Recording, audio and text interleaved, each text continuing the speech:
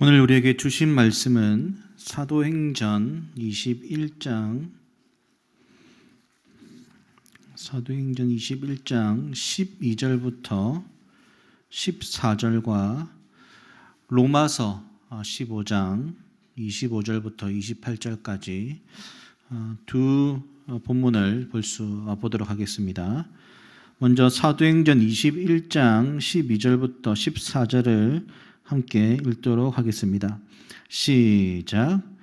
우리가 그 말을 듣고 그곳 사람들과 더불어 바울에게 예루살렘으로 올라가지 말라 권하니 바울이 대답하되 여러분이 어찌하여 울어 내 마음을 상하게 하느냐.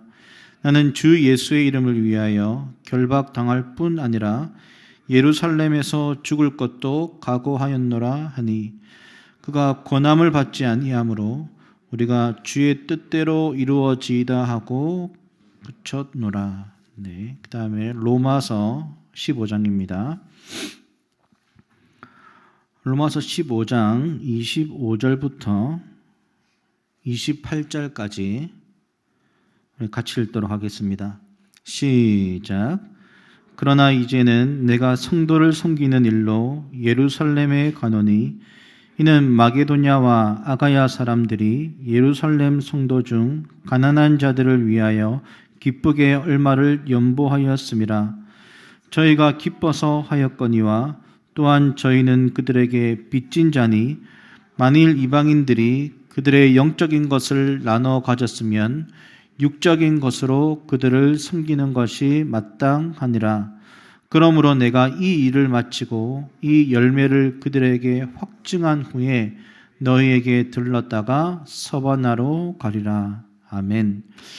오늘 사도행전과 하나님 나라 19번째 말씀이고요. 하나님의 인도를 받는 삶, 두 번째 말씀 목사님 증거해 주시겠습니다.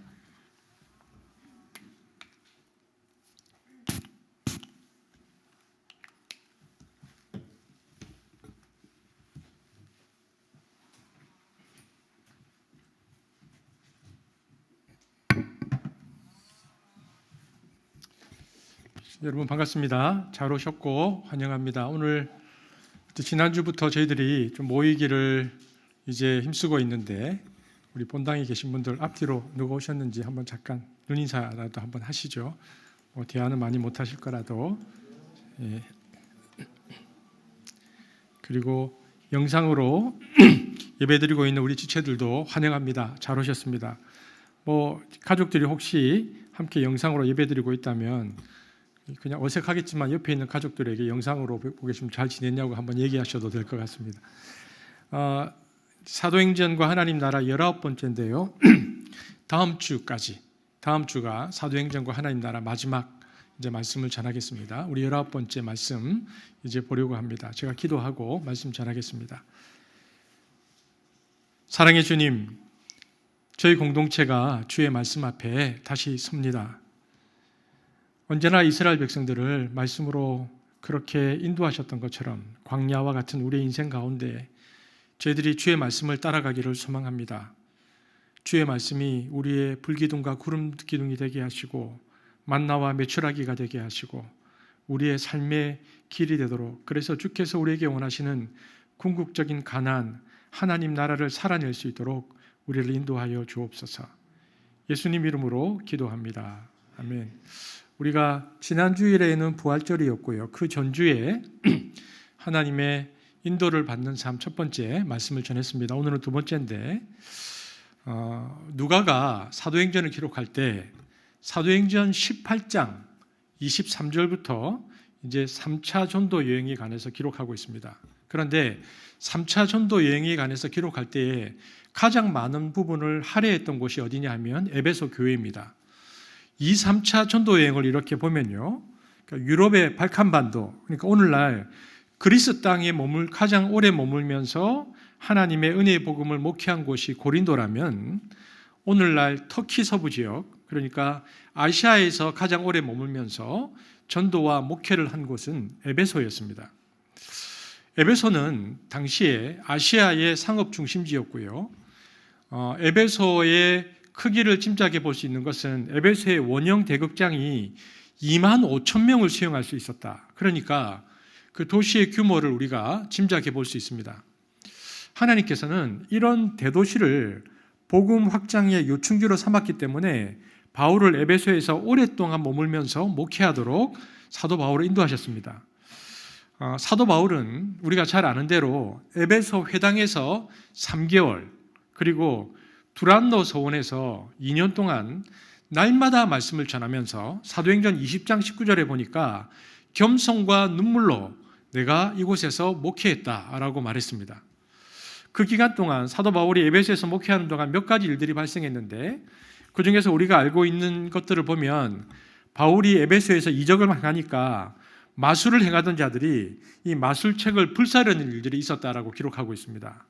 또 하나는 그 아데미 그 신상을 만들어 팔던 그 은장색 데메드리오가 그의 추종자들을 부추겨서 소동을 일으킨 사건이 있었죠. 이로 말미암아 사도 바울 일행은 그래서 에베소를 떠나야 했습니다. 사도 바울은 에베소를 떠나서 3개월 동안 이 마케도니아와 헬라를 두루 다니면서 제자들의 믿음을 굳게 했다라고 되어 있고요. 그 이후에 예루살렘으로 가고자, 이게 지도에 보니까요, 여기 드로아가 있습니다. 한번 찾아보십시오, 여러분. 드로아가 보일 텐데, 예루살렘으로 가고자 이제 에베소에 3년 목회를 마치고 드로아를 거쳐서 이 밑에 보면 밀레도가 나옵니다. 드로아를 거쳐서 밀레도까지 배를 타고 지체 없이 이동했습니다. 여러분 찾으셨습니까? 드로아하고 밀레도 보이죠? 보신 분 한 분이라도 손을 좀 들어주시면 됐습니다. 이제 이 드로아에서 밀레도까지가 약 300km에 달하는 거리였습니다. 그러니까 3차 전도 여행을 이제 3년 정도 마치고 사도 바울이 예루살렘으로 가고자 드로아에서 밀레도까지 가는데요. 바울 일행은 이 먼 거리를 숨 쉴 틈도 없이 이동했습니다. 왜냐하면은 오순절 전까지 예루살렘에 도착하기 위해서였습니다. 사도행전 20장 16절 읽어보겠습니다. 시작. 바울이 아시아에서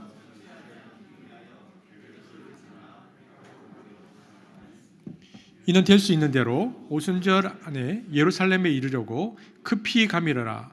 바울이 서둘러서 오순절 예루살렘으로 가고자 했던 이유는 오순절을 지키기 위해서 예루살렘에 디아스포라 유대인까지 포함해서 수많은 사람들이 몰려드는데 그 사람들에게 복음을 전할 수 있는 절호의 기회를 놓치고 싶지 않았기 때문이죠. 그래서 예루살렘 교회를 사랑하는 사도 바울의 마음과 많은 사람들, 특히 자신의 동족인 유대인들에게 복음을 전하고 싶은 간절한 마음이 바울 일행으로 하여금 숨가쁜 여정을 달리게 했습니다. 그래서 그들은 300km를 달려간 것이죠. 뿐만 아니라 그들이 예루살렘으로 가고자 했었던 이유가 한 가지가 더 있었는데 경제적인 어려움을 겪고 있는 예루살렘 교회를 위해서 이방인 교회들이 모금한 그 연보를 전해주기 위해서 사도 바울은 가고자 했습니다. 그런데 이렇게 빠듯한 일정 속에서 바울은 유독 지도를 보면 이 밀레도에서 딱 멈춥니다.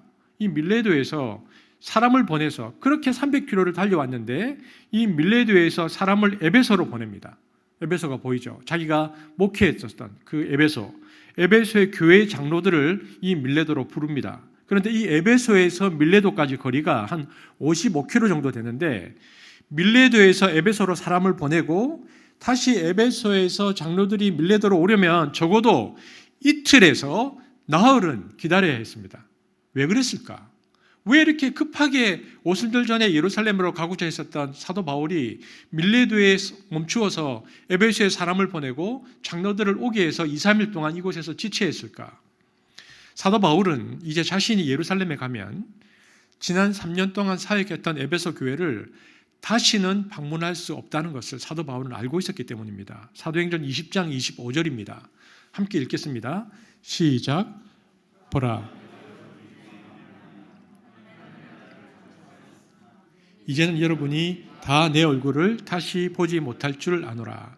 그래서 바울은 에베소 교회 장로들을 불러서 이제 다시는 에베소에 가지 못할 것을 알았기 때문에 그들에게 마지막 당부와 설교를 합니다. 그래서 사도 바울에게 있어서는 예루살렘을 향해서 달려가는 일도 중요했지만은 뒤에 남겨진 교회를 견고히 세우는 역시 사도 바울에게 있어서 소중한 사역이었기 때문에 그 사역을 감당하려고 밀레도에서 에베소 장로들을 만났습니다. 이제 에베소 장로들과 만나고 사도 바울이 헤어집니다. 그리고 그가 급히 서둘러서 오순절 전날에 예루살렘에 도착했습니다. 그래서 사도행전 21장에 보면은 예루살렘 교회 장로들로부터 사도 바울의 일행은 따뜻한 환대를 받고 이방에서 선교한 선교 보고 3차 전도 여행에 대한 선교 보고를 듣게 됩니다. 그러나 또 다른 곳에서는 유대인들이 바울이 예루살렘에 도착했다는 소식을 듣고는 이를 갈면서 사도 바울을 해하기 위해서 백성들을 선동시켰습니다. 그래서 이 일들로 인해서 사도 바울은 우리가 잘 아는 지도에 보면 약간 북쪽 가이사라에서 예루살렘에 도착했는데 2년 동안 구류되었습니다. 그런데 사도 바울이 그곳에 구금되기 전에, 사도 바울은 예루살렘에 구금되기 전에 로마에 있는 사람들에게 편지를 썼는데 그 결론 부분에 이런 말이 나옵니다. 오늘 읽었던 우리 본문인데요. 로마서 15장 28절입니다. 사도 바울이 구금되기 전에 로마에 이런 편지를 보냈습니다. 보겠습니다. 시작.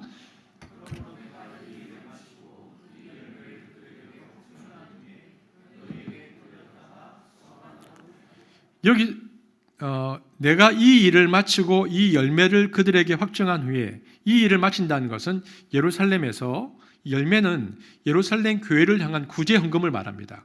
내가 가지고 있는 이 구제 헌금을 전달하고 예루살렘으로 간 후에 너희에게, 로마에 있는 너희에게 들렸다가 어디로 간다? 서바나가 어디입니까? 스페인입니다. 내가 스페인까지 가겠다. 왜냐하면 그 당시 사람들에게 있어서 가장 먼 곳은 스페인이었습니다. 그러니까 내가 땅끝으로 가겠다. 예수님께서 말씀하셨던 땅끝 스페인으로 가겠다. 그러니까 사도 바울은 예수님의 말씀에 따라서 그 시대에 알려진 땅끝인 스페인까지 가서 주님을 전하겠다는 계획을 가지고 있었죠. 이것이 사도 바울의 4차 전도 여행 계획이었습니다. 이러한 원대한 선교 계획을 앞두고 예루살렘을 향하는 사도 바울을 보면서 3차 전도 여행 이후에 사도 바울이 어떻게 하나님의 인도를 받았는가, 우리가 그 부분들을 오늘 살펴보려고 하는 것입니다. 사도 바울은 어떻게 하나님의 인도를 받았는가? 첫 번째, 그는 아까 말씀드렸죠. 이 밀레도에서 에베소 장로들에게 이렇게 말합니다. 불러서 이렇게 말합니다. 사도행전 20장 23절입니다. 시작.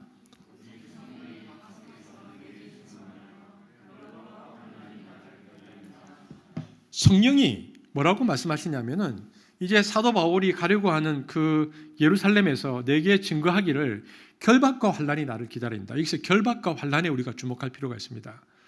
사도 바울은 하나님의 뜻을 분별할 때에 길흉화복으로 뜻을 분별하지 않았다는 것입니다. 우리는 이것이 하나님의 뜻인가 아닌가를 생각할 때에 하나님의 뜻대로 하면 잘 될 거야. 그러니까 한자로 따지면 길할 거야. 이런 생각을 합니다. 이렇게 생각하면서 길흉화복으로 하나님의 뜻을 분별하려던 욕구와 본능들이 우리에게 있습니다. 왜 그렇습니까? 샤머니즘적인 본능 때문입니다. 여러분, 우리 민족의 종교성은 원형이 샤머니즘입니다. 보면 사만 시대부터 우리는 샤머니즘인데요.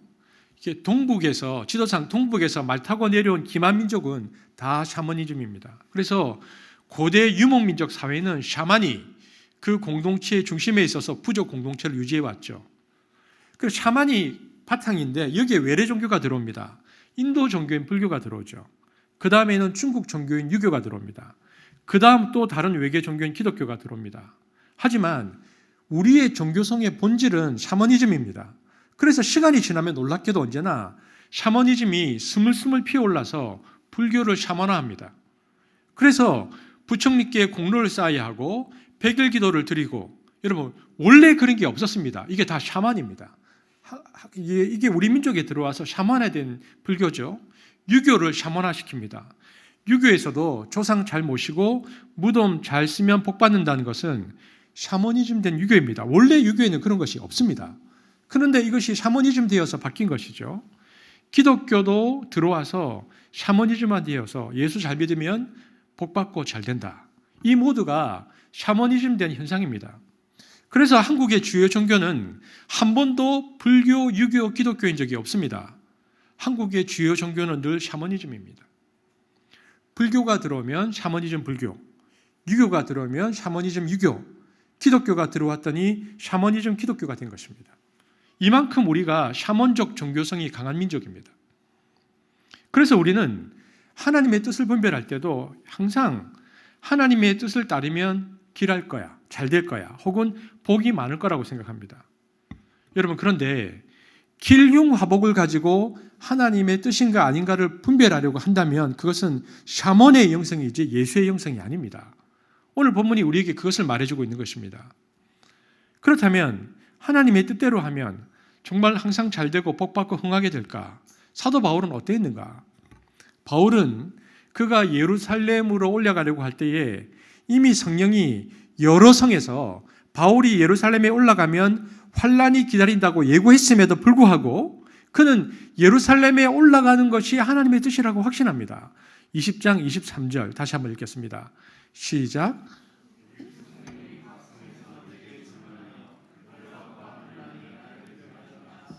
여기에 보면요, 환란이 강조되고 있습니다. 주님의 뜻을 따라서 주님께 순종할 때에 항상 흥왕되고 잘 되는 것이 아니고 고난도 있고 핍박도 있고 때로는 순교도 있음을, 그래서 하나님의 인도는 길흉화복으로 판단하면 안 된다는 것을 사도 바울이 오늘 우리에게 보여주고 있습니다. 이것이 또 나타나는 부분이 있는데요, 사도 바울이 계속 예루살렘을 향해서 가는데 예루살렘으로 나아가는 길에 가이사랴에서 며칠 머무는 동안에 사도행전 21장에 보니까 아가보라는 한 예언자가 와서 행위 메시지를 전합니다. 일종의 퍼포먼스를 하는데 사도행전 21장 한번 읽어보겠습니다. 사도 바울이 예루살렘으로 가는 도중에 있었던 일입니다. 시작. 여러 날 머물러 있더니 아가보라 한 선지자가 유대로부터 내려와 우리에게 와서 바울의 띠를 가져다가 자기 수족을 잡아매고 말하기를 성령이 말씀하시되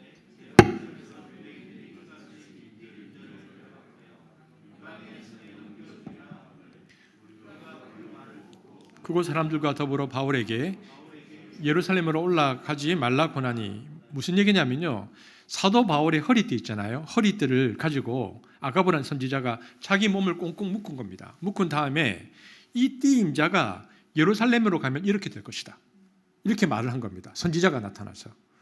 아가보 선지자 이 강력한 퍼포먼스를 통한 예언을 들은 사람들이 울면서 이건 가지 말라는 성령님의 말씀이다 라고 얘기하면서 사도 바울을 막습니다. 여러분, 만일 내가 사도 바울이라면 우리들이 기도하다가 성령이 이런 환난 예고의 음성을 우리가 들었다면 우리는 어떻게 반응할까요? 아이고, 주님 정말 감사합니다. 미리 알려주셔서 가지 않도록 인도하시니 제가 그 말씀에 순종하겠습니다. 우리가 이렇게 하지 않겠습니까? 왜냐하면 우리 마음 가운데 두려움이 있거든요. 그러나 사도 바울은 예루살렘으로 올라가는 것이 하나님의 뜻이라는 분명한 확신을 가졌습니다. 이처럼 오늘 성경이 우리에게 말해주고 있는 것은 사도 바울은 하나님의 뜻을 잘 되는가 안 되는가로 분별하지 않았다는 것입니다. 그렇다면 도대체 사도 바울은 어떻게 하나님의 뜻을 분별했기에 이렇게 선지자가 막아서고 사람들이 막아서는데도 확신 가운데 예루살렘을 향해서 나아갈 수 있었을까? 그 내용이 22절에 나오는데요. 20장 22절에 하나님의 인도를 받는 사도 바울의 독특한 특성입니다. 사도행전 20장 22절을 보겠습니다. 함께 읽겠습니다. 시작.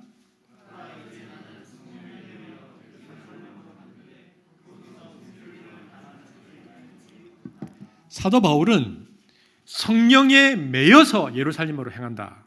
그러므로 바울이 예루살렘으로 하나님의 인도를 받는 방식은 성령에 매인받는 방식입니다.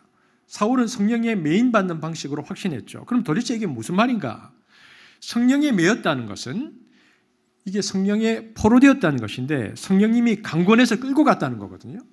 그렇다면 성령님이 어떻게 사도 바울을 이렇게 맬 수 있었을까?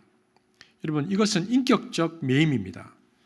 여러분, 인간은 인격으로 지음받아서 우리에게 뭐가 있느냐면 지정의, 지성과 감정과 의지가 있습니다. 그러면 지적인 영역에서 성령님께서 그 사람을 메어버리면 어떤 일이 일어날까요?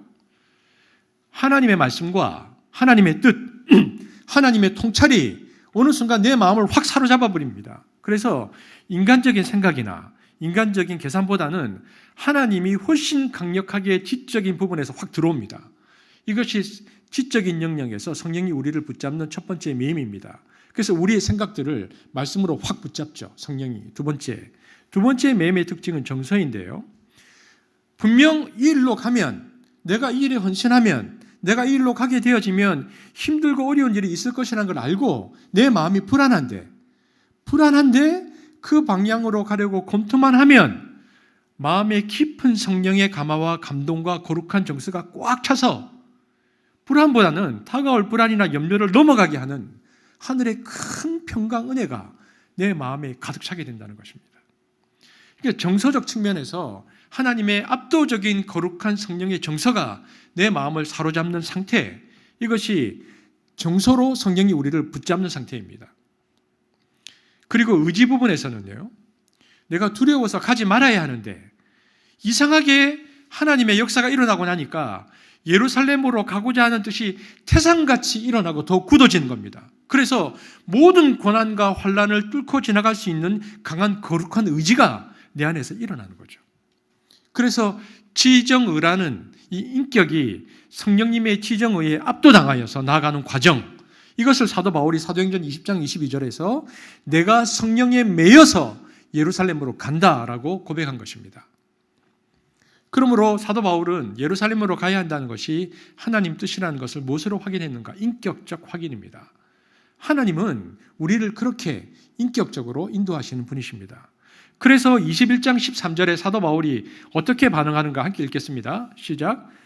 바울이 대답하되 여러분이 어찌하여 울어?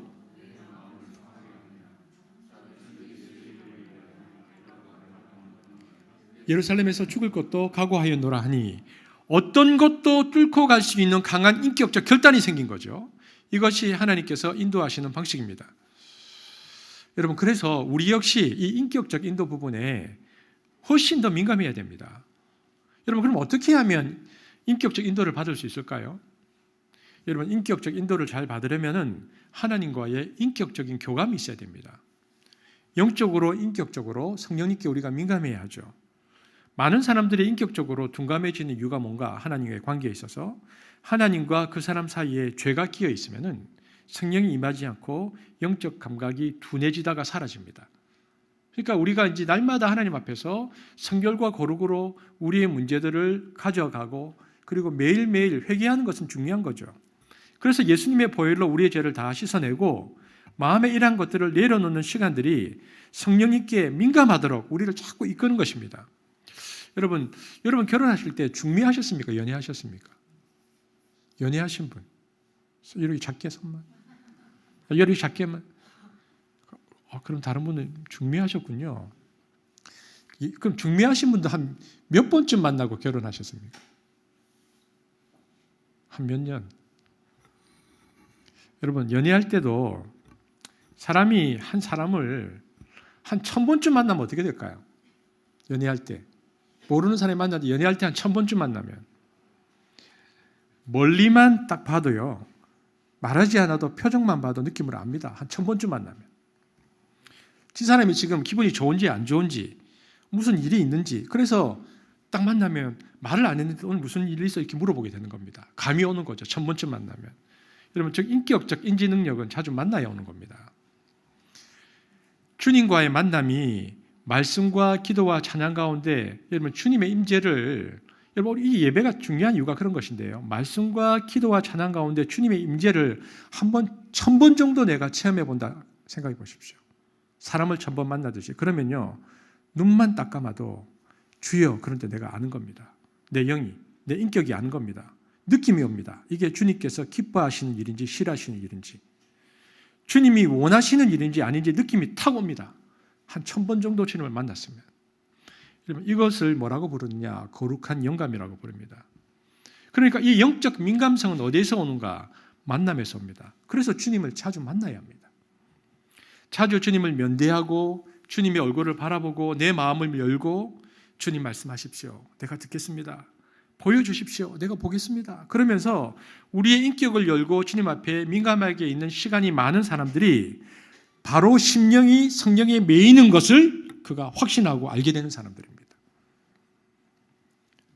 어떤 사람들은 이것을 모르니까 하나님이 그래도 이 사람을 살리려고 강권해서 끌고 가는데요, 폭날 개 잡듯이 끌려갑니다. 가는데 막 정말 억지로 끌려갑니다. 안 가려고 몸부림치고 반대하면서 그렇게 힘들게 주님께 끌려가는 사람이 있는가 하면은 영적 민감성이 풍부하면요, 찬송 부르고 노래하면서 주를 쫓아갑니다. 주님께서 지금 날 인도하시는구나. 오늘 사도 바울이 성령의 매여라는 표현을 보면 이것은 인격적인 확신이고 인격적으로 하나님의 인도를 받았다는 것을 말해주고 있습니다. 그러므로 하나님의 인도를 받기 위해서 우리 스스로가 우리 영성을 잘 관리할 필요가 있습니다. 그렇다면 구체적으로 우리가 영성 관리를 어떻게 해야 할 것인가? 우리는 나의 결정과 하나님의 뜻에서 중요한 일과 중요하지 않는 일을 나누는 것에 익숙합니다. 그래서 아주 중요하다고 생각하는 문제는 하나님께 묻지만 내가 판단하기에 그렇지 않는 문제는 그냥 넘어갑니다. 그런데 여러분, 이와 같은 이분법적인 논리는 성경적이지 않습니다. 하나님은 우리가 먹든지 마시든지 무엇을 하든지 하나님의 영광을 위하여 하라고 말씀하셨는데 이런 표현이 있죠. 작은 일에 충성해야 하고 소자를 무시해서도 안 되고 달란트가 적다고 무관심해서도 안 된다는 것입니다. 그런데 우리는 어떻게 생각하느냐? 우리 생활의 대부분을 차지하는 일상적인 일들에서는 하나님의 뜻을 구하지 않고 묻지도 않고 궁금하지도 않습니다. 그냥 삽니다. 그러다가 단지 우리 인생에 있어서 몇몇 중대사에서만 그리고 그것도 어떤 선택 자체만을 문의하는 일이 자주 있는데요. 이것은 하나님의 뜻에 위배되는 것입니다.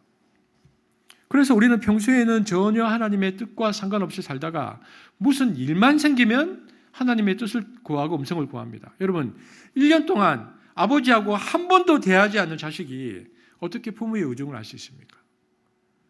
여러분, 물론 중요한 일이니까 앉아서 따로 시간을 내어서 아버지를 만나서 1년에 한 번이지만 의견과 계획을 나눌 수 있지만 그것보다는 평소에 함께 밥 먹고 함께 놀고 함께 대하다 보면 자연스럽게 부모와 자식의 뜻을 우리가 알게 되는 거거든요.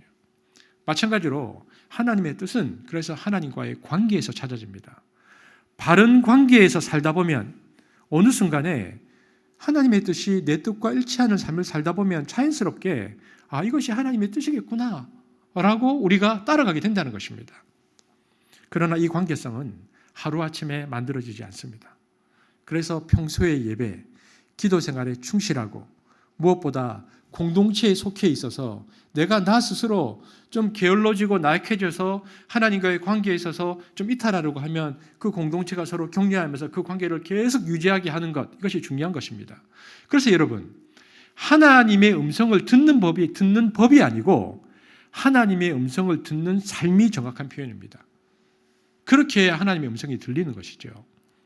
이처럼 하나님의 인도를 받는 것은 특별한 어떤 공간, 개념이라기보다는 삶의 자세와 관련이 있습니다. 분명한 것은 하나님은 언제나 우리에게 말씀하고 계시다는 것입니다. 우리가 이런 표현이 있는데 달라스 윌라드라는 신학자가 그런 표현을 썼는데요. 경배적인 주의력. 우리가 경배하는 주의력을 가지고 보면 하나님은 우리에게 늘 말씀하고 계신다. 무엇보다 우리가 한 가지 기억해야 될 것은 오늘 우리가 이제 하나님의 인도를 받는 삶에 대해서 두 번째 나누면서 내가 오늘 하나님의 인도를 받고 싶다면 내가 왜 받고 싶은가에 대해서 스스로에게 질문해 보아야 됩니다. 하나님의 인도를 받으려는 이유가 내가 하나님의 뜻대로 살겠다는, 즉 순종의 도구로 영광을 돌리겠다는 마음이 전제되어야 하나님께서 우리에게 말씀하십니다. 즉 인도를 받는다는 것은 순종과 분리할 수 없는 주제임을 우리가 기억해야 됩니다. 내가 그래서 오늘 하나님의 인도를 받으려고 하는 이유는 그분께서 뭐라고 말씀하시든 내가 순종하겠다는 것입니다. 여러분, 하나님 정말 당신이십니까? 라는 책을 보면요, 그 안에 하나님 인도를 받을 때 돛기의 원칙이라는 게 있습니다. 이게 뭐냐면 이제 이런 겁니다. 현재 내가 하나님의 뜻과 음성을 알고 싶은데 잘 안 들리는 거예요. 너무너무 안 들리고 이게 궁금한데 안 들리는 거죠. 그러면 나는 이때 무엇을 해야 하는가? 그때 이것을 하라고 되어 있습니다. 내가 오늘 기점으로 마지막에 분명히 들었던 하나님의 음성이 있었는데 들었지만 순종하지 않았던 것이 무엇인지 찾으라. 하나님께서 나에게 말씀하셨는데 내가 뭘 순종하지 않았는가? 그것이 해결해야 다음 하나님의 인도가 있다. 사도 바울의 순종이 귀한 이유가 바로 그것입니다. 여러분, 최근 여러분의 삶에서 이것은 분명한 하나님의 메시지였다는 사건이 있었습니까? 그 음성을 들은 다음에 나의 반응은 어땠습니까? 머뭇거렸습니까? 갈등했습니까? 아니면 순종했습니까? 가끔씩 저도 묻습니다. 저 스스로에게. 내가 왜 이걸 하려고 하지? 개인적으로 공동체적으로 왜 이것을 공동체 지체들과 리더들과 나누려고 하지? 저는 두 가지 원칙을 가지고 있습니다. 개인적으로는 첫 번째, 하나님께서 말씀하셨다면 하는 거다. 두 번째, 인간의 본성은 뭔가를 하기 싫어하거든요. 근데 어떤 게 왔는데 제가 너무너무 하기 싫은 거예요. 조금이 아니고. 그러면 이게 하는 게 맞다. 저는 그런 생각을 합니다. 조금이 아니고 이거는 정말 하기 싫다. 그러면 이거는 하는 게 맞다. 여러분, 그런데 이게 하나님의 음성인지 내 생각인지 분명치 않을 때 이게 혹은 사단의 음성인지 어떻게 알 수 있는가? 우리는 두 가지 경로로 점검해 볼 수 있는데, 첫 번째, 생각해보면 이 일이 하나님을, 예수님을 영화롭게 하는가? 두 번째, 이것이 성경과 일치하는가? 여러분, 언제나 하나님의 뜻을 분별할 때 확증은 성경이어야 합니다. 왜냐하면 성경의 저자가 성령인데 그분이 들려주시는 음성이 성경과 불합치할 리가 없습니다. 주님은 우리들에게 절대 말씀과 상충되는 것을 이야기하지 않으십니다. 그래서 프레데믹 마이어라는 분이 이런 얘기를 했는데요. 만일 당신의 마음이 잠잠히 기다리며 당신의 관심이 집중된다면 말씀이 바로 하나님의 음성임을 확실하게 알게 될 것이다. 그러나 하나님의 인도를 추구하는 많은 그리스도인들은 성경에서 그의 뜻을 찾기보다는 지금도 직접적으로 음성을 듣기를 원합니다. 우리가 2주 전에 살펴보았듯이 오디오형, 비디오형, 보일 수 있고 들릴 수 있습니다. 그러나 더 중요한 것은 우리 일생에서 발생하는 수많은 일들 중 그의 뜻이 이미 성경에 기록되어 있다는 확신입니다. 우리가 살아가는 인생의 대부분의 뜻이 이미 성경에 기록되어 있음에도 불구하고 그 성경에 해답이 있다는 사실을 모르는 무지에서 혹은 성경에 기록된 그 예상의 답을 얻기 위해서 우리는 직접적인 지시를 기다립니다. 마치 아주 상세하고 자세히 써서 보낸 어떤 메일은 읽지 않고 언제 통화될지 모르는 통화를 기다리면서 전화를 해야 직성이 풀리는 사람처럼 그렇게 살려고 하는 겁니다. 메일을 보면 되는데. 그러나 하나님의 뜻은 이미 오랜 세월 동안 충분히 말씀으로 우리에게 계시되었습니다. 그러므로 하나님의 뜻을 알기 위해 우리는 먼저 계시된 뜻을 살펴야 되는데, 그래서 여러분, 평소에 큐티 그리고 예배 생활이 중요한 이유가 평소에 큐티를 하고 예배 생활을 하면 분별에 힘이 생깁니다. 그래서 여러분, 매일매일 하는 큐티가 그렇게 중요한 것입니다. 여러분, 그래서 히브리서 5장 14절 보겠습니다. 시작.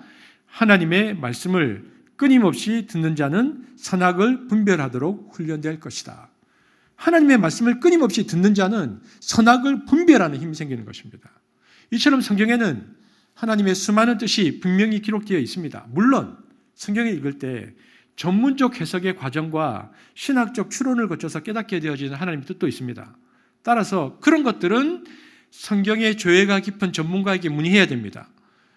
자기가 발견하지 못한 경우에도 전문가는 그 해답을 줄 수 있기 때문에, 예를 들어서 인권 문제라든지 노예 해방의 문제라든지 여러 가지 혼전 순결의 문제라든지 동성애의 문제라든지 시대의 수많은 이슈들 가운데 이것은 내가 개인적으로 판단하기 어렵다는 것은 그분들에게 물어볼 수 있습니다.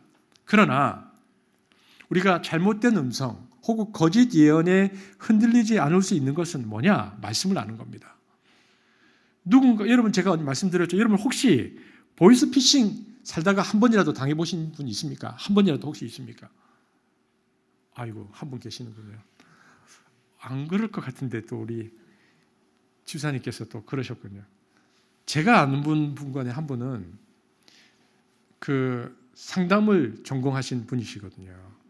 그리고 이보다 연세도 많으시고 다른 사람 상담을 그렇게 많이 하시는데 보이스피싱에 그냥 소위 말해서 낚여가지고요, 택시를 잡아타고 은행까지 가셨습니다. 급하다 그래가지고 계좌에서 돈을 열려는 순간에 그걸 알아차려가지고 멈췄거든요. 보이스피싱이 걸린 거죠.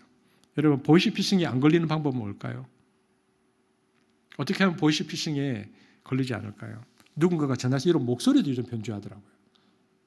그래서 당신 남편이 이렇게 전화라고 했다, 혹은 당신 아내가 이렇게 전화라고 했다, 이렇게 했을 때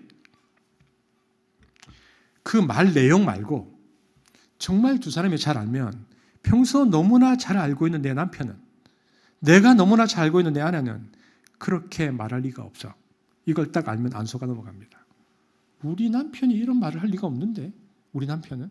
그런데 이제 그게 긴가민가 하면 그 말을 듣고 이제 택시 타고 가는 거죠.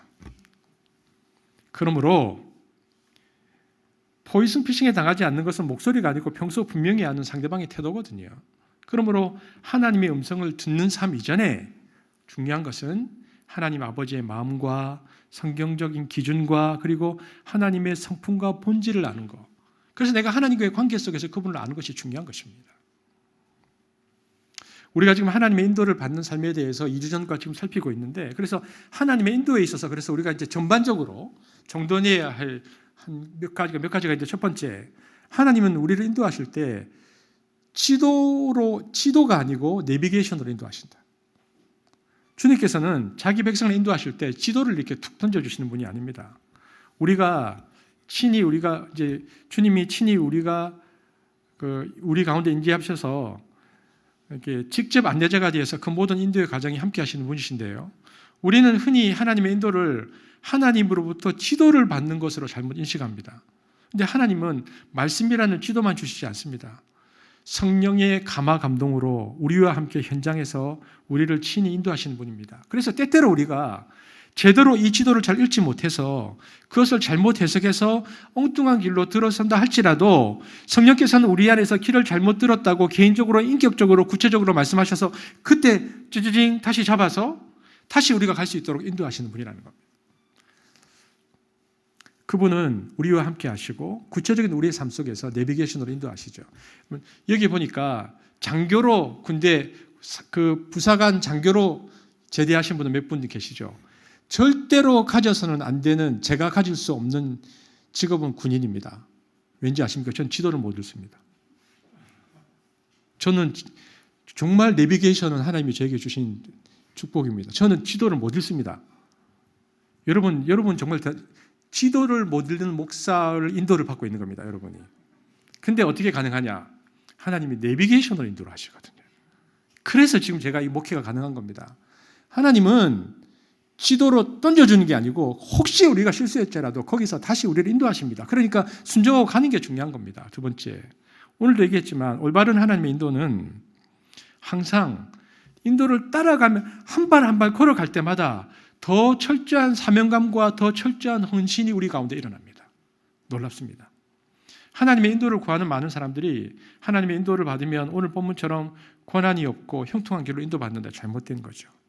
그래서 여러 선택 중에 하나를 선택해 놓고 그 결과가 심히 힘들고 고통스러울 때는 대부분 내가 하나님의 인도를 잘못 받았다고 생각합니다. 아닙니다. 사도 바울의 경우를 보면 이게 우리의 잘못된 방식이라는 거죠. 바울은 그가 예루살렘으로 올라가려고 할 때 이미 성령이 여러 성에서 예루살렘에 올라가면 환란이 기다린다고 예고했음에도 불구하고 예루살렘에 올라가는 것이 하나님의 뜻이다라고 확신했습니다.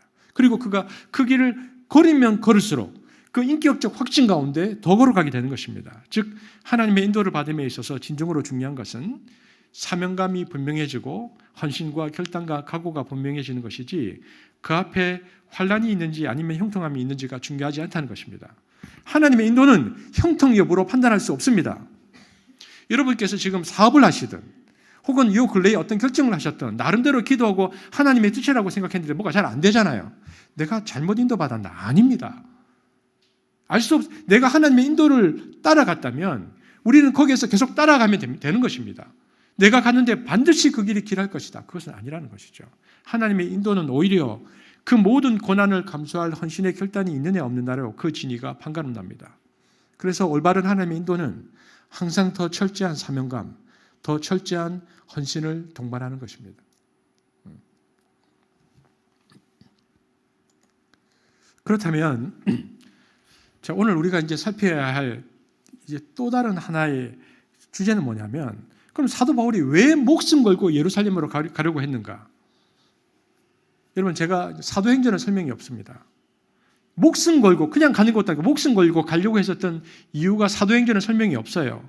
사도 바울이 그런데 예루살렘에 가기 전에 로마에 있는 그리스도인에게 쓴 편지, 그죠? 우리가 오늘 보았던 본문인데 로마서 15장 25절 28절이 그가 목숨 걸고 가려고 했었던 이유를 말하고 있죠. 다시 한번 읽어보겠습니다. 시작. 그러나 이제는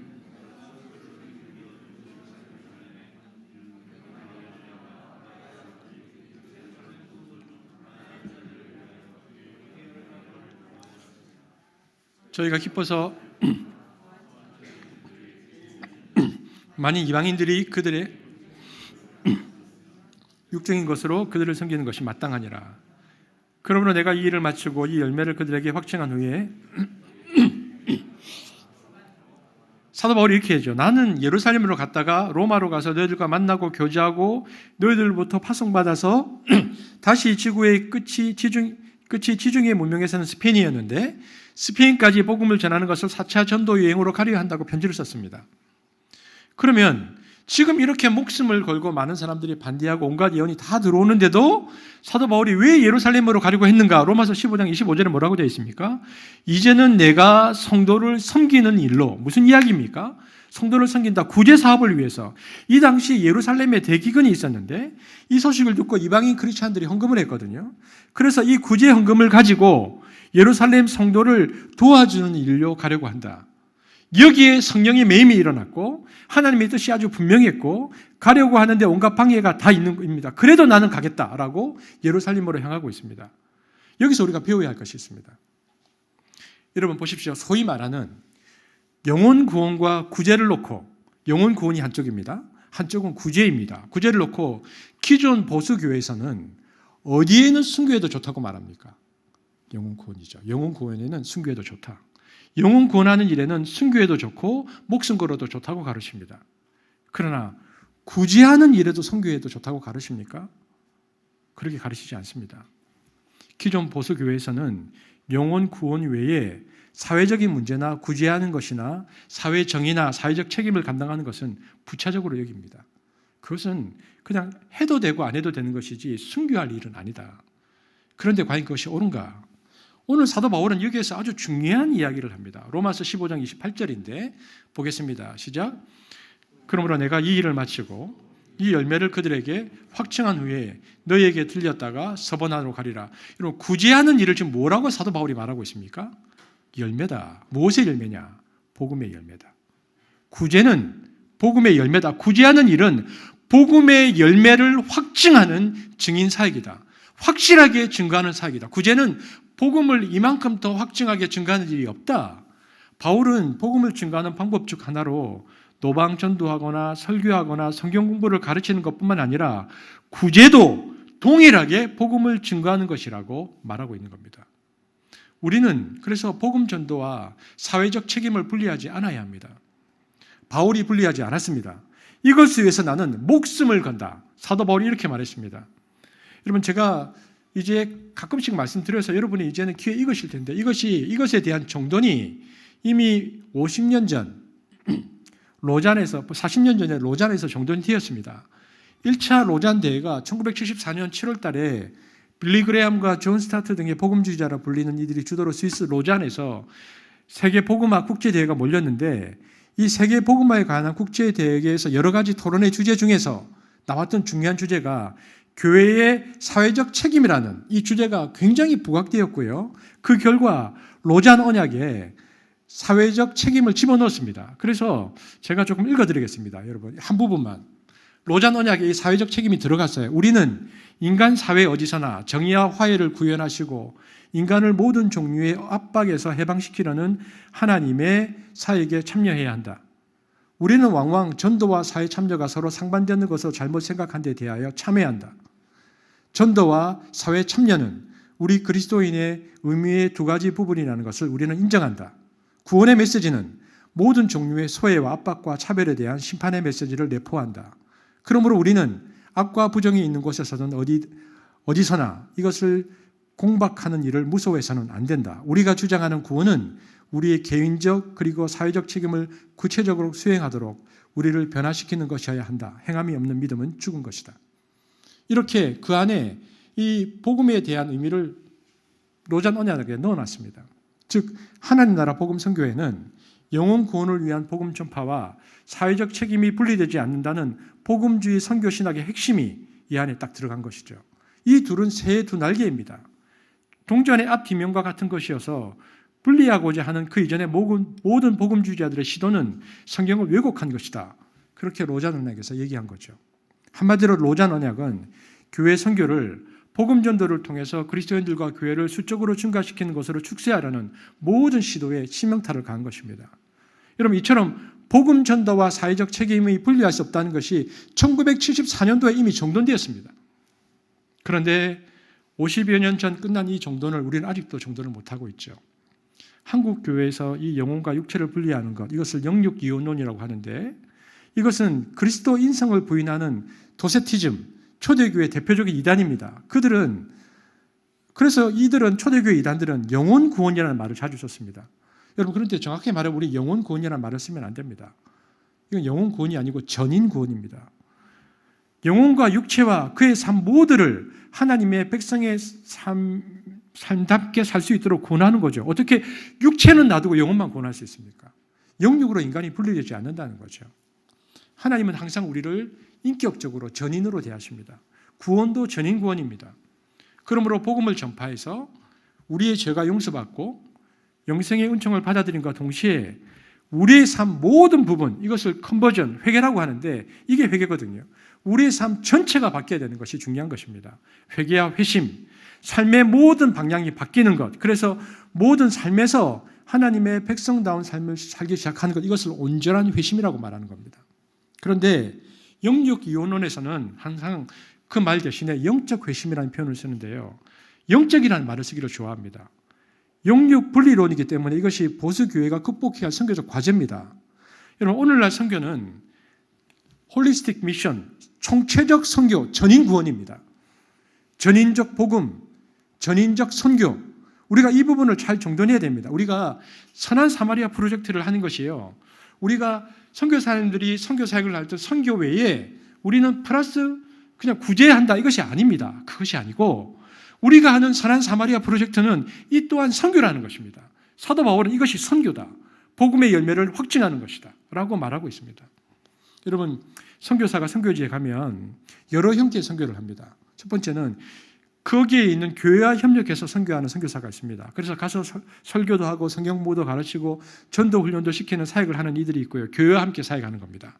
또 어떤 선교사는 교회와 전혀 함께하지 않고 곧바로 교회 말고 자기가 노방 전도하고 캠퍼스 사역하고 안 믿는 사람을 제자화해서 가르치는 사역, 그렇게 사역을 하는, 제자화를 하는 사람이 있습니다. 그런데 어떤 사람은 가서요, 태권도 선생으로 태권도를 가르치면서 복음 전하는 사람이 있습니다. 그리고 어떤 사람은 가서 의료 선교를 합니다. 선교의 형태가 다 다르다는 것입니다. 저와 교제하는 의료 선교를 하는 형제 가정이 있습니다. 남편은 내과 의사고 아내는 신경정신과 의사입니다. 우리 종훈 형제하고 우리 교회에서 한번 우리 교제한 적이 있습니다. 그 형제하고 함께. 그 형제가 지금 이제 아프리카에서 선교하는데 저하고 계속 연락을 주고 받거든요. 매달 저에게 선교 편지를 보내는데 이제 선교 편지 이름이 기쁨이와 평안인의 소식해서 요 근래에 왔었던 내용 일부를 잠깐 얘기하면 이건 뭐 공개돼도 되는 거니까 이렇게 썼습니다. 그 형제가 실력이 있는 의사거든요. 왜냐하면 그 샘병원, 벌써 10몇 년째 샘병원에서 이제 내과 과장을 하다가 이렇게 간 형제거든요. 그러니까 이제 이렇게 무슬림 의사들을 전도하기는 쉽지 않지만 이들과 친해지면 삶의 어려움을 나누게 되고 함께 기도해 주겠다고 하면 고마워합니다. 많은 경우 하나님이 도와주셔서 문제가 해결되며 기독교에 하나님께 관심을 가지게 하는 조그만 계기가 됩니다. 그러면서 이제 의사 제이는 저에게 와서 내시경을 배운 무슬림 외과 의사입니다. 제가 한 달에 한두 번씩 그의 병원을 방문해서 함께 점심을 먹으면서 이야기를 나눕니다. 먼저는 어려운 환자와 내시경에 대해서 이야기하고 그 다음에는 가족의 힘든 이야기를 하게 됩니다. 이 의사 제이는 영국에서 수련받을 기회를 얻었다는데 비자가 거부되었을 때 함께 기도하고 다시 비자를 받기도 했고 그의 어머니가 코로나로 중환자실에 입원했을 때도 함께 기도하고 어머니가 회복되어 태어난 것도 경험했습니다. 이번에는 딸이 자꾸 거짓말을 많이 해서 걱정이라고 말했습니다. 나의 경험과 자문의 교훈을 나누고 기도해 주기로 했습니다. 그리고 그의 아내의 인턴십 문제를 이야기했습니다. 그의 아내는 탄자니아에서 약사 자격증이 있지만 케냐로 시집 와서 다시 약사 면허시험을 받아 합격했으나 약사로 활동하기 위해서는 1년간 인턴십을 병원과 제약회사에서 해야 한다고 합니다. 문제는 아내가 인턴십을 할 동안 믿고 아이들을 맡길 사람이 없다고 합니다. 어떻게 하면 좋을지 하나님께 함께 기도하기로 했습니다. 의사 제이의 딸이 정직한 소녀가 되고 그의 아내가 인턴십을 할 수 있도록 믿고 맡길 수 있는 분을 살 수 있도록 그리고 그 가운데 인생을 주관하시는 하나님을 만날 수 있도록 기도해 주시면 감사하겠습니다. 또 한 사람은 의사 유입니다. 의사 유는 현재 저에게 내시경을 배우고 있는 무슬림 내과 의사입니다. 지난번에 심한 기침과 고열이 있어서 코로나에 걸린 줄 알고 함께 걱정하며 열심히 기도했는데 코로나도 아니었고 잘 치유되었습니다. 이번 주에 병원에 오지 않아 연락해 보니 이번에는 그의 아내가 천식이 악화되어 아내를 돌보느라고 병원에 못 왔다고 했습니다. 내가 그의 아내의 빠른 회복을 위해 기도한다고 문자를 보냈더니 답변이 왔습니다. 아멘 감사합니다. 무슬림 의사가 아멘이라고 대답하니 기분이 좋았습니다. 의사 유의 아내가 천식에서 완전히 속히 치유될 수 있도록 그리고 의사 유가 아멘의 신앙인이 될 수 있도록 기도해 주면 감사하겠습니다. 지난번에 이분들이 이제 한국에 왔을 때 감사한 건 아무도 만나지 않은데 그 자매가 그래 얘기해 주세요. 제가 좋아하는 목사님 만난다고 두 부부가 같이 나왔습니다. 그래서 저하고 식사를 했죠. 이분들의 사역을 들으면서 제가 어떤 생각을 했냐면 와 내가 진짜 잘 살아야 되겠다. 이분들도 거기 가서 이렇게 사는데 나도 정말 잘 살아야 되겠다. 여러분 그분들의 의료 행위는 그들에게 들어온 복음을 사랑으로 확증하는 겁니다. 그것 자체가 증거입니다. 예수 믿으라고 하지 않아도 사람을 돌보는 것 자체가 복음의 열매를 확증하는 선교 행위죠. 옥종태 간사님 마찬가지입니다. 단순히 그의 사역이 NGO로서의 역할에 그치는 것이 아니고 그가 NGO를 통해서 구원에 내려는 결과물, 즉 회복과 치유는 하나님 나라가 이 땅 가운데 침투해 들어오는 데 중요한 도구로서의 의미를 지닙니다. 제가 옥종태 간사님과 가끔씩 통화하는데요. 옥종태 간사님이 그래서 지금 떠나시기 전에 김태현 목사님과 NGO의 역할과 옥종태 간사님이 어떤 사역을 하시는지에 대해서 영상을 녹화한 것이 있습니다. 오늘 설교 이후에 그 영상을 이제 한숙교회 유튜브에 올려놓겠습니다. 옥 간사님이 무슨 사역을 하는지를 한번 보십시오. 여러분, 선교를 영혼 구원 이런 식으로 나눌 수 없는 겁니다. 총체적인 선교입니다. 바울이 그 의식을 분명히 가지고 있었죠. 그래서 나는 예루살렘에 가서 죽을 것도 각오하는데 이 일을 위해 죽기로 각오했는데 그 일은 영혼 구원하는 일이 아니라 구제하는 일을 놓고 그렇게 이야기하고 있는 것입니다. 왜냐하면 구제와 영혼 구원은 분리되지 않기 때문에. 이처럼 바울의 선교 신학을 보면 초대교회 때부터 그가 통합되어 있었다는 것을 알 수 있습니다. 이런 전통을 가지고 있어서 사도 바울은 죽음이 기다린다 할지라도 나는 예루살렘으로 간다. 이 난민을 구원하는 일이, 이 빈민을 구원하는 이 사역이 복음 증거하는 일이라는 확신을 가지고 가는 것입니다. 저와 여러분들이 하나님이 주신 은사에 따라서 직업에 따라 다양한 형태로 사람들을 사랑하는 일을 할 때 이것이 나의 복음을 확증하는 것이라는 선교적 의식을 가지고 살면 됩니다. 오늘 이곳에 예배드리는 분 가운데 우리 종훈 형제 병원에서 그 많은 분들을 만날 때 그게 복음을 전하는 것입니다. 우리 신의 자매 상담실에서 사람을 만날 때 그것이 복음의 사역입니다. 여러분 아이를 가르쳐도 선생님들이 병원에서 일을 해도 이것은 내가 상대하는 환자들과 아이들에 대한 그리스도에 대한 사랑을 확증하는 열매라는 확신이 나에게 있어야 한다는 것입니다. 이렇게 선교적 신앙 고백을 하고 강단에 서고 병원에서 일할 때 달라지는 거죠. 이것이 주님이 원하시는 전인적 선교의 현장입니다. 그래서 사도 바울은 하나님의 뜻을 어떻게 확인했는가? 신비한 환상을 통해서가 아니라 길룡화복으로서가 아니고 인격적인 확인을 통해서 그리고 구제하는 것도 하나님의 뜻이라는 확신을 가지고 갔습니다. 그렇게 하자 주위에 있는 사람들이 사도 바울에게 뭐라고 말했죠? 20장 36, 38절 에베소 장로들이 그 공동체가 뭐라고 말했습니까? 시작. 이 말을 한 후 무릎을 꿇고 그 모든 사람들과 함께 기도하니 더 크게 울며 바울의 목을 안고 입을 맞추고 다시 그 얼굴을 보지 못하리라 한 말을 말미암아 더 근심하며 배에까지 그를 전송하니라. 근심과 염려는 많았지만 예루살렘 행을 인정하고 전송합니다. 본문에서 다시는 바울의 얼굴을 보지 못할 것이라는 이야기가 성취되죠. 에베소 교회 사람들이 마지막 이별을 한 것입니다. 바울은 예루살렘에 갔다가 거기서 체포당해서 죄수의 몸으로 로마로 갔고 로마로 가서 복음 전하다가 죽습니다. 그렇다면 이때 사도 바울과 함께 있었던 에베소 장로들 말고 공동체는 어떻게 반응했는가? 사도행전 21장 12절 24절 시작. 우리가 그 말을 듣고 그곳 사람들과 더불어 바울에게 예루살렘으로 올라가지 말라 권하니 바울이 대답하되 여러분이 어찌하여 우로 내 마음을 상하게 하느냐 나는 주 예수의 이름을 위하여 결박당할 뿐 아니라 예루살렘에 죽을 것도 각오하였노라 하니 그가 고난을 받지 아니하므로 우리가 지의 뜻대로 이루어지이다 하고 그쳤노라. 바울은 예루살렘 행이라는 개인적 확신을 가지고 있었는데 결국은 사도 바울의 일행이 우리가 주의 뜻대로 이루어지이다라고 그것을 공동체를 향한 하나님의 인도로 받아들입니다. 그 선교팀 전체가. 여러분, 그래서 이 과정에서 중요한 것은 제가 2주 전에 말씀드렸지만 소통입니다. 하나님의 뜻을 확신한 사람이 공동체 사람들과 소통하지 않고 하나님의 뜻이 이것이 분명한데 왜 따르지 않냐고 답답해하고 억압적으로 나가면 이것은 권위적인 영적 독재자가 됩니다. 그래서 하나님으로부터 직통 계시를 잘 받거나 또한 개인적인 확신이 아주 충만한 사람들은 영적 독재자가 되기 쉽습니다. 이것은 매우 위험한 것입니다. 그런데 사도 바울이 우리에게 오늘 본문에서 가르쳐주는 것은 뭐냐? 자기의 개인적 확신이 아니라 공동체적 확신으로 확장시키기 위해서 그것이 중요한 것인데 공동체적으로 확장되어야 되는데 어떻게 하는가? 소통을 해야 한다. 반대하는 사람도 있고 가지 말라는 사람도 있는데 그렇지만 내가 가야만 하는 이유, 내 마음속에 하나님의 증거를 계속 대화하다 보면 나머지 공동체 회원들이 어떤 것을 느끼게 되는가? 처음에는 이게 무슨 말인지 이해가 안 됐는데 이것은 하나님이 사도 바울 안에서 역사에서 이끌어가는 하나님의 뜻이구나 하는 것을 그들도 다 같이 주의 뜻대로 이루어지다라고 주어가 위 섹션으로 I에서 위 섹션으로 옮겨가면 주어가 공동체로 바뀌죠. 그래서 여러분 교회는 하나님의 인도를 받을 때 목사나 어떤 사람들이 독선적으로 이끌어가서는 안 됩니다. 이게 문제입니다. 독선적인 지도 때문에 교회가 몸살을 앓습니다. 아무리 개인적인 성령 안에서의 확신이 강해도 그것이 하나님의 뜻으로 인정받으려면 어떻게 해야 되는가? 공동체적 승인이 있어야 됩니다. 공동체가 동의해야 됩니다. 그래서 회의를 해야 되고 서로 의논을 해야 하고 소통을 해야 합니다. 그래서 이것이 모두가 공동체가 주의 뜻이다라고 다 같이 승낙되었을 때 스타트하는 것입니다. 예루살렘으로.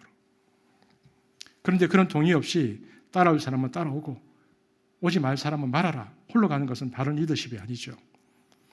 이것이 사도 바울을 통해서 한국 교회의 영적 지도자들이 본받아야 할 영역입니다.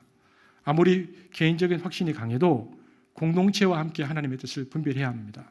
많은 사람들이 깊은 작전 기도나 금식이나 혹은 특별한 체험을 통해서 하나님의 뜻을 분별하는데 그래서 이 과정에서 가장 간과하기 쉬운 것이 바로 공동체를 통한 확인입니다. 그러나 우리가 정말 교회가 주님의 몸이라고 여긴다면 그 몸에 지친 우리 자신은 하나님의 인도를 그 몸을 통해서 확인받아야 됩니다. 그러면 어떤 결과가 있는가? 본인의 신앙만 좋아지지 않고 공동체가 함께 성숙합니다. 여러분, 그래서 터가 중요합니다. 내가 받은 것이 하나님의 뜻인지 아닌지를 확실히 아까 말씀드렸던 그 책에 보면 도끼의 법칙 말고 동방박사의 법칙이라고 있는데 뭐냐면 내가 이게 하나님의 뜻인지 아닌지 잘 모르겠습니다라고 그 터기들에게 얘기하면요. 그 중에서 자기 말고 두 사람 더, 세 사람이 같이 기도해 보는 겁니다. 같이. 그럼 나도 이번 주에 당신 기도를 같이 해보겠다. 그래서 세 사람이 기도해서 같은 인도를 받으면 함께 기도하고 함께 확신하면 또 확신하고 하나님의 기도 음성을 따라서 간다는 겁니다. 그래서 여러분 터 안에서 기도 제목을 나누는 것은 중요합니다. 이처럼 소통을 통해서 인격적으로 하나님의 뜻을 민감하게 분별할 수 있고 영적 민감성이 있고 더 나아가서 주변에 있는 형제 자매들과 소통을 잘해서 부부 사이에, 터 식구들 사이에, 교회 사람들 사이에 하나님의 뜻을 잘 분별해서 함께 믿음이 성숙하고 함께 인도를 받는 그런 교회가 되어야 되는 겁니다. 길룡화복이 아니고 인격적 방식으로 하나님의 인도를 받으며 복음 전도와 사회 전도를 분리하지 않으면서 공동체가 함께 하나님의 인도의 뜻을 분별해서 하나님 나라의 확장에 쓰임받는 것은 귀한 일입니다. 이 일에 쓰임받는 한 집이 되어지기를 주의 이름으로 축복합니다. 기도하겠습니다. 하나님 감사합니다. 오늘 우리가 하나님의 인도를 받는 그 방식, 하나님과 인격적 방식을 통해서 총체적 전도를, 선교를 그리고 그것이 공동체가 함께 그 하나님 나라의 확장에 하나님의 인도를 받는 방식에 대해서 함께 보았습니다. 우리가 또 우리 공동체가 그렇게 인도받게 하시고 그래서 하나님 나라에 쓰임받도록 우리를 사용하여 주옵소서. 예수님 이름으로 기도합니다. 아멘.